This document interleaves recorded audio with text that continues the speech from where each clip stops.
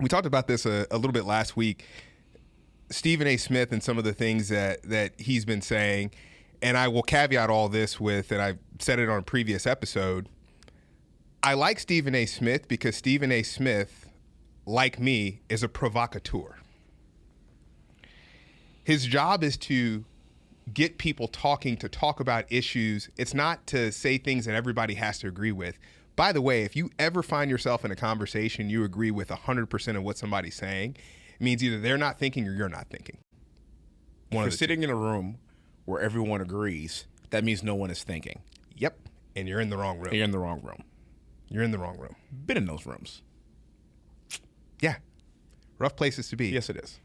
No one wants to think. No one wants to disagree.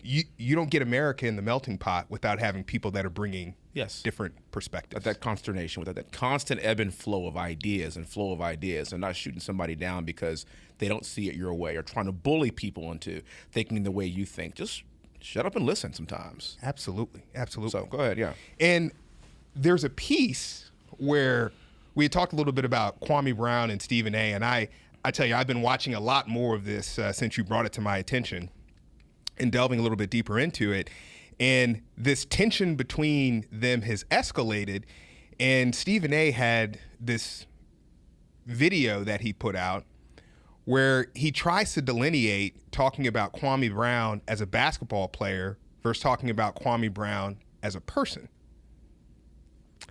And I watched that, and it bothered me. And it bothered me because Kwame Brown had spent his life dedicated to basketball. Mm-hmm. You can't then talk about what in his notion is his life's work and expect him to not be upset about that or feel personally attacked by that. Mm-hmm. So what Stephen A. did was he basically took 1 minute of Kwame Brown's worst moments on the basketball court, which was actually kind of funny. It was. I'm not gonna lie. It was like Shaq a fool. It was actually really funny. Yeah. And as only Stephen A. Smith can do in his provocative, loud, bravado, boisterous voice, he basically just was clowning them for the entire minute. Yeah. He was like, "There's more. Another one. There's more. There's more. Keep rolling the film. You got the Stephen A. arm. Keep rolling the film." Like you're watching that, you're like, okay, it's funny. But what Stephen A. is absolutely missing, and that's to your point of like basketball is this man's life. Yeah. That is this man's life. He can't delineate the difference between his life and basketball. So when you're literally trashing his career, regardless of how good or bad you think it is, you are in essence trashing a piece of his life. Yeah. You're having fun at his expense. What you brought up before, just a second ago, which I thought was absolutely excellent, it would be like somebody attacking Stephen A. Smith for talking. Yeah. Now, maybe he has thicker skin. Maybe he doesn't get offended by it, but that's been your life's work. That's what you do for a living. That's what you do. And then for somebody for the better part of almost 20 years, trashing the way you talk, and that's been your body of work in your life, there's going to be a backlash to that. Yes. And there should be. And don't be surprised, right? Don't be surprised. And if you have thick skin and can take it, because once again, the man or woman in the arena, right? We're putting ourselves out there right now. There's going to be people who love some of the stuff that we say. There's going to be people who hate some of the stuff that we say. Thank God we have thick skin. But we're putting ourselves out there. And so I would expect, especially the position that Stephen A. is in, for him to understand that. Yeah. And then, once again, I caveat all this with, I watch Stephen A. I've watched him a lot over the years. Mm-hmm. Stephen A. now has gone down a path that I think is very irresponsible. Okay?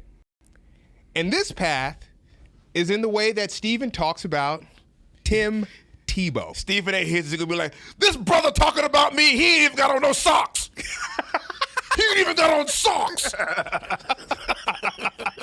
Where's his socks? Get some socks and then we can talk about it. This is absolutely preposterous and frumptious that this guy has no socks. Now, that's pretty good. Exactly. That's pretty good. You're good at the Stephen A. arms. Scrumptious. Whatever he can tell. Give me a Walker bar.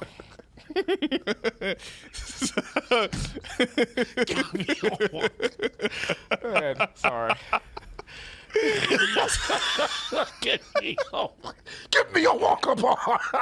Schnozberries taste like schnozberries. Have you seen my New York Knicks? Have you Had an everlasting gobstopper? Gobstopper? No. Violet, you're turning violet.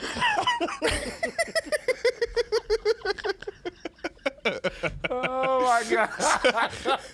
So, Stephen A. Smith, and when I say irresponsible, I think that black men who have achieved success in this country, I think it is our responsibility to, A, help people that look like us to achieve similar success, and B, to be a beacon of light in this country to shed light on how we got there, what that looks like, and also to talk about the promise that is still available in this country. I think that is a responsibility of ours. Yeah, I agree. Stephen A. talking about Tim Tebow and Tim Tebow getting an opportunity to play tight end for the Jacksonville Jaguars. Yes. Tim Tebow directly Stephen A. went to the idea that Tim Tebow getting that opportunity is rooted in white privilege. That's dangerous. That's not true. Tim Tebow. That's not true. Yeah, let's get on this because that's actually fundamentally not true. No. Tim Tebow, who is a physical freak specimen. Have you seen him at training camp, by the way? Oh. Have you seen this man? He looks like the Incredible Hulk. Yes, man. he does. He reminds me a lot of myself.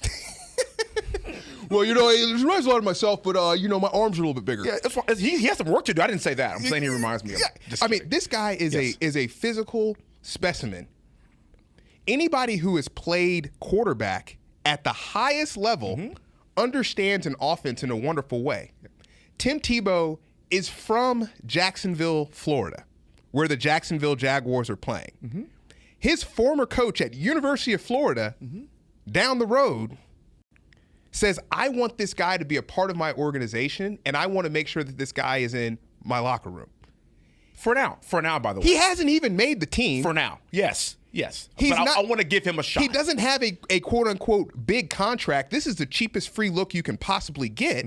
And you have a person that you know is high character, that you've seen his leadership skills in winning 2 national championships. Yes. Winning a playoff game as quarterback, throwing over 300 yards. And we're going to say that the only reason that he's getting this opportunity is because of white privilege? That's ridiculous. And then Stephen A. goes on to say, a brother wouldn't get that opportunity. Okay. And I'm like, and I have to, excuse me for a second while I was thinking about this morning when he said this. Allow me to reintroduce myself. Yes. He said, a brother wouldn't get this opportunity. So I think there's 2 ways to take this. The first way to take this is a black guy wouldn't get this opportunity to shift from quarterback to another position. Yep. And the second is somebody who's been out of the game wouldn't get the opportunity to play for a team. Yep. I think there's 2 ways to look at it. So explain to me Hines Ward. Come on. Braxton Miller. Come on. Randall Cobb. Come on. Joe Webb. Come on. These were quarterbacks in college, successful quarterbacks in college that made the transition to play different positions in the NFL. Also, Greg Ward, the quarterback from University of Houston. And Renda, you're naming guys. This is also like 15, 20 years ago too. Yeah. So we have clearly progressed from a racial standpoint in the NFL since then. So this is happening you get my point? Yeah. So a brother wouldn't get this opportunity. So first of all, just transitioning into another position. Okay. So that's the first thing I think about. And the second thing is the idea that we wouldn't get opportunities to come back in some capacity. Got another list of people. Antonio Brown. Come on. Still in the league. Josh Gordon. Many opportunities. Michael Vick. Federal prison. Not the only one that went to prison on my list. Plexico Burress. Went to jail and got an opportunity to come back and make millions of dollars playing football. Cedric Benson. alcohol issues, DUI arrests. Rest in peace, Cedric Benson, Texas legend. LeGarrette Blount. So, whoa. Ray Lewis. Let's not forget his trial. Ray Lewis. Yeah. Ricky Williams, who we have talked about on the show before. Yeah. So what are we saying when we say that a brother wouldn't get this opportunity? Yeah. Like, at some level, we have to look at the fact that the NFL is a business. It's a business, and these guys are looking to win games. See, did you say Pac-Man Jones by chance? No, I didn't say Pac-Man Jones. How'd you miss Pac-Man Jones? I miss Albert Hainsworth too. How'd you miss these guys? Yeah, I mean, and that's why it's such a preposterous argument that it's preposterous that because of the color of these players' skin that they wouldn't get another opportunity, because they've been getting opportunities for the last I don't know how many years in spite of a checkered past. But Rennie, here's actually what's absolutely crazy about this. It has nothing to do with the color of their skin. No. Every guy that you just mentioned is a hell of a football player. Absolutely. This is about talent. Yeah. This is about we will bring back a person that spent time in federal prison for dogfighting and killing dogs if you run a 4.340 and you can still play the football game. And you know what, Wesley? That's a piece of who they are. Yes. If you were then to say something about the way that they played the game, they would take offense to that because what they've done, that's such a big piece of who they are. Yes. Now, there also was, and it's also this idea that these professional athletes in some way are being held back. No. And let's talk about the progression of what we've seen even at the highest levels of the NFL.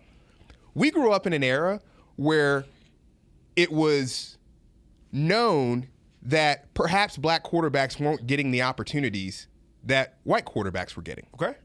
And I think at that time, 20, 30 years ago. It's true. Accurate. Warren Moon was a bad man. Accurate. Yes. Okay? And he had to go play in Canada for a while. I mean, not saying this. Like Randall Cunningham, like it wasn't. There was certainly a stigma there, and Yes. I would absolutely agree with that. However, let's talk about where the NFL is right now. The four top paid players in the National Football League are black quarterbacks. Patrick Mahomes, number one. Patty Mahomes. Patty Mahomes. Yeah, nasty boy. He nasty. No, he's black, man. We're not going to let you make him Irish. No. There's a Patty Mahomes. No, that's not Patrick Mahomes. He's one of us. Yeah. He's American. Yeah, he's very. Dak Prescott. Yep. Deshaun Watson. For now, continue. Keep going. I don't want keep going. Keep going. Russell Wilson. Yes. The four highest paid players. I remember growing up in an era, Wesley. But not highest paid players too, by the way. I mean, when you take Aaron Rodgers out of this equation and the GOAT, TV, probably the best players in the league. They are the best players in the league too. So let's not even talk about the idea that actually it's not the color of their skin, it's their performance on the field that has now translated to increasing the amount of that goes into their pockets. Yeah.